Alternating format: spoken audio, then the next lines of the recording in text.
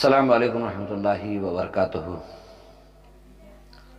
میرے بھائیو، ایمان بہت ساری چیزوں سے ایمان بنتا ہے۔ اس میں ایک چیز جو ہے وہ ہے تقدیر۔ تقدیر بھی ایمان کا ایک بہت بڑا حصہ ہے۔ اگر تقدیر پر کسی کو کامل ایمان ہے تو اللہ سے ملنے والی خوشی ہو یا وہ غم ہو، اس پر اگر وہ راضی رہ جائے تو اللہ سبحانہ و تعالیٰ فرماتا ہے میرے بندے کے وہ اعمال جو اس نے کیے ہیں میں بھی اس پر راضی رہتا ہوں۔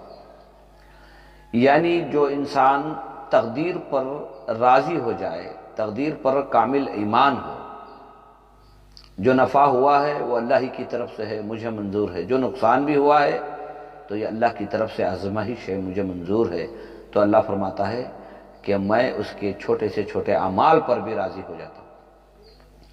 تو میرے بھائیو، تقدیر پر بھی انسان کو ایمان ہونا چاہیے۔ خوشی مل جائے تو اللہ کا شکر ادا کریں، اگر کوئی تکلیف آئے یا ناگواری ہو تو اس پر صبر کریں، اور اللہ سے یہ کہیں کہ یا اللہ اگر اس میں تیری رضا ہے تو مجھے منظور ہے۔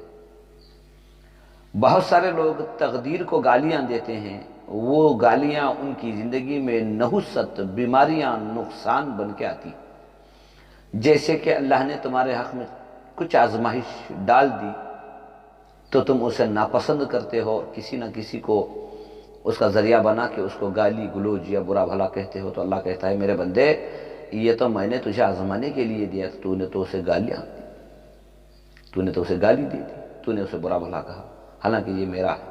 کیونکہ اللہ سبحانہ و تعالیٰ نے سورۃ یاسین کے آخر میں فرمایا ہم جب بھی کسی چیز کا ارادہ کرتے ہیں تو بس ہمارا کہہ دینا ہے، وہ ہو جا تو وہ بس ہو جاتا ہے۔